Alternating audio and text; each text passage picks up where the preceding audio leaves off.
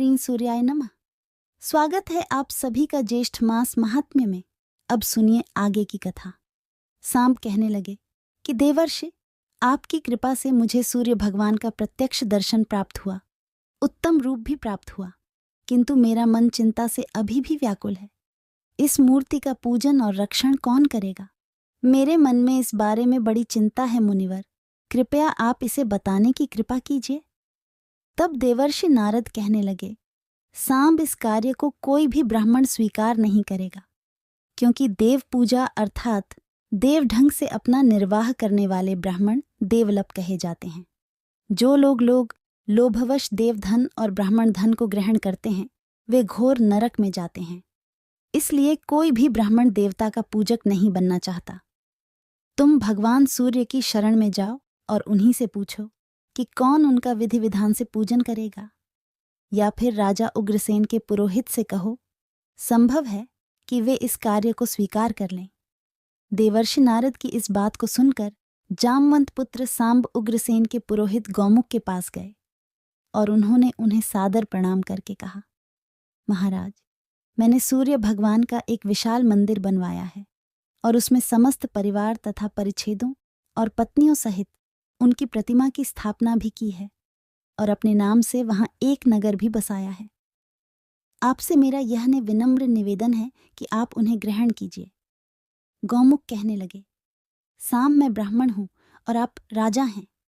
आपके द्वारा दिए गए इस प्रतिग्रह को लेने पर मेरा ब्राह्मणत्व नष्ट हो जाएगा। दान लेना ब्राह्मण का धर्म है, किंतु देव प्रतिग्रह ब्राह्मण को कभी नहीं लेना चाहिए। आपकी दान किसी मग को दे दीजिए, वहीं सूर्य देव की पूजा का अधिकारी है। सामने पूछा, महाराज की मग कौन है? कहाँ रहते हैं? किनके पुत्र हैं? इनका क्या आचार है? आप कृपा कर इस बारे में बताइए। सांब की बात सुनकर गौमुख बोले, मग भगवान सूर्य अर्थात अग्नि तथा निक्षुभा के पुत्र हैं। अपने पूर्व जन्म में निक्षुभा महर्षि ऋग्जहाँ की अत्यंत सुंदर पुत्री थी। एक बार उससे अग्नि का उल्लंघन हो गया, जिस कारण भगवान सूर्य उनसे रुष्ट हो गए। बाद में अग्नि रूप भगवान सूर्य के द्वारा निक्षुभा का जो पुत्र हुआ, वही मग कहलाया। भगवान सूर्य के वरदान से ये ही अग्निवंश में उत्पन्न अभ्यंग को धारण करने वाले मग सूर्य के परम भक्त हुए और सूर्य देव की पूजा के लिए नियुक्त हो गए। सूर्य की पूजा करने वाले मग शार्क द्वीप में निवास करते हैं। आप भगवान सूर्य की पूजा के रूप में उन्हें प्राप्त करने के लिए शार्क द्वीप जाइए। तब सांब ने द्वारका जाकर अपने पिता भगवान श्री कृष्ण को सब समाचार सुनाया। फिर वह उनकी आज्ञा प्राप्त कर गरुड़ पर सवार होकर शीघ्र ही शार्क द्वीप पहुंच गए। वहां जाकर उन्होंने अतिशय तेजस्वी महात्मा मगों को सूर्य भगवान की आराधना में संलग्न देखा।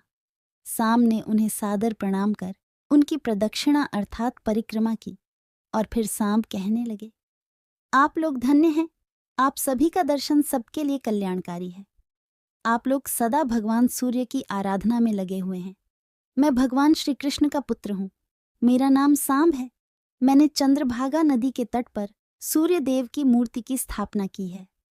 उनकी आज्ञा के अनुसार उनकी विधिवत आराधना के निमित्त शार्क द्वीप से जम्बू द्वीप में ले जाने के लिए मैं आपकी सेवा में उपस्थित हुआ हूँ। मेरी आप सभी से प्रार्थना है कि आप लोग कृपा कर जम्बू द्वीप में पधारिए और भगवान सूर्य की पूजा कीजिए। सांब की बात सुनकर मग ने कहा, सांब, इस बात की जानकारी भगवान सूर्य ने हमें पहले ही दे दी है। सांब यह बात सुनकर बहुत प्रसन्न हुए और गरुड़ पर उन्हें बिठाकर वहां से मित्रवन यानी कि जो कि मुल्तान में है वहां ले आए। सूर्य भगवान मगों को वहां उपस्थित देखकर बहुत प्रसन्न हुए और सांब से बोले, सांब, अब तुम चिंता छोड़ दो। ये मग अब मेरी विधिवत पूजा संपन्न अवश्य करेंगे। इस प्रकार ने शार्क द्वीप से अभ्यंग धारण करने वाले मगों को लाकर धन धान्य से परिपूर्ण इस मंदिर को सांब ने उन्हें समर्पित कर दिया। वे सभी भगवान सूर्य की सेवा में तत्पर हो गए और सांब भी सूर्य देव और मगों को प्रणाम कर आनंद चित्त से द्वारका को लौट आए। उसके बाद एक बार सांब ने महर्षि व्यास जी से मगों द्वारा धारण किए जाने वाले व्यंग्य के विषय में जिज्ञासा प्रकट की। सांब की जिज्ञासा को शांत करते वेद व्यास जी कहने लगे, सांब, मैं तुम्हें व्यंग्य के विषय में बताता हूँ, उसे भी सुनो। देवता, ऋषि, नाग, गंधर्व, अप्सरा, यक्ष, राक्षस ऋतुक्रम से भगवान सूर्य के रथ के साथ रहते हैं। रथ वासुकी नाम के नाग से बंधा रहता है। किसी समय वासुकी नाग का कंचुकी अर्थात केंजुली उतरकर गिर पड़ा। नागराज वासुकी के शरीर से उत्पन्न उस केंचुल को भगवान सूर्य ने स्वर्ण और रत्नों से अलंकृत कर अपने मध्य भाग में धारण कर लिया। इसलिए भगवान सूर्य के भक्त अपने देव की प्रसन्नता के लिए अभ्यंग धारण करते हैं। उसके धारण करने से भोजन पवित्र हो जाते हैं और उस पर भगवान सूर्य का अनुग्रह भी होता है। इसको केंचुल की तरह मध्य में पोला अर्थात खाली रखना चाहिए। यह एक ही रंग का होना चाहिए। कपास के सूट से बना अभ्यंग 2 अंगुल का उत्तम, 120 का मध्यम और 108 अंगुल का कनिष्ठ होता है, अतः इससे छोटा नहीं होना चाहिए। यज्ञोपवीत की तरह 8वें वर्ष में अभ्यंग धारण करना चाहिए। बुजुर्गों के लिए यही मुख्य संस्कार है। इसके धारण करने से वे सभी क्रियाओं के अधिकारी हो जाते हैं। ये व्यंग्य सर्वदेव में, सर्ववेद में, लोक में और स्वरूप भूत में है। इसके मूल में विष्णु, मध्य में ब्रह्मा और अंत में शशांक मौली भगवान शिव निवास करते हैं। इसी तरह ऋग्वेद, यजुर्वेद और सामवेद क्रमशः मूल, मध्य और अग्रभाग में रहते हैं। अथर्ववेद ग्रंथि में स्थित रहता है। पृथ्वी, जल, तेज, वायु, आकाश और भूलोक, भुवनलोक तथा स्वर्गलोक आदि 7 लोक अभ्यंग में निवास करते हैं। सूर्य और भोजक को सभी समय व्यंग्य धारण कर भगवान सूर्य की उपासना करनी चाहिए। सुनंतो मुनि बोले, राजन, इस प्रकार व्यास जी के द्वारा अभ्यंग के विषय में जानकारी प्राप्त कर साम नारद जी के पास वापस लौट आए और उन्होंने उनसे सब वृत्तांत बताकर कर पूछा, हे देवर्षि, भोजकों को भगवान सूर्य को स्नान, अर्थ, आचमन, धूप आदि किस प्रकार समय अर्पित करना चाहिए, इनका भी आपके पाकर वर्णन कीजिए। तो देवर्षि नारद बोले, हे साम, संक्षेप में मैंने विधि बता रहा हूं, सावधान होकर सुनो। सबसे पहले शौच आदि से निवृत्त होकर आचमन पूर्वक नदी में, जलाशय आदि में स्नान करना चाहिए। फिर स्वर्ण दान कर 3 बार आचमन करें।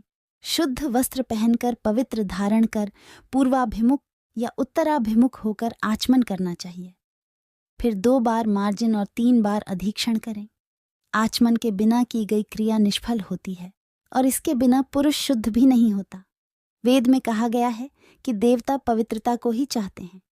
आचमन करने के बाद मौन होकर देवालय में जाना चाहिए। आसन पर बैठकर प्राणायाम का सिर को कपड़े से ढककर रखना चाहिए और विविध अर्थपात्र को हाथ में उठाकर भगवान सूर्य का आवाहन करना चाहिए तथा दोनों जंघों पर बैठकर भगवान सूर्य का अपने हृदय में ध्यान करते हुए इस मंत्र से अर्घ्य प्रदान करना चाहिए। जो भी अर्घ्य देने के साथ ही तीनों काल स्नान कर भगवान सूर्य की आराधना करता है और धूप देता है, वे अश्वमेध यज्ञ का फल प्राप्त कर लेता है और उसे धन, पुत्र तथा आरोग्य की भी प्राप्ति हो जाती है और अंत में वे भगवान सूर्य में लीन हो जाता है। उत्तम पुष्पों के न मिलने पर पत्तों से भी पूजन कर सकते हैं या भक्तिपूर्वक जल ही सूर्य देव को अर्पित कर सकते हैं। अगर ऐसा भी न हो सके तो केवल प्रणाम भी कर सकते हैं। प्रणाम करने में भी असमर्थ हो तो फिर मानसिक पूजा कर सकते हैं।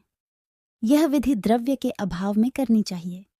द्रव्य रहने पर अर्थात पूजन सामग्री रहने पर विधिपूर्वक सभी सामग्रियों से पूजन करना चाहिए। भक्तिपूर्वक सूर्य भगवान की पूजा देखने वालों को भी अश्वमेध यज्ञ का फल प्राप्त होता है और सूर्य लोक की प्राप्ति भी होती है। आज का अध्याय समाप्त हुआ। आगे की कथा आप अगले भाग में सुनेंगे। राधे राधे।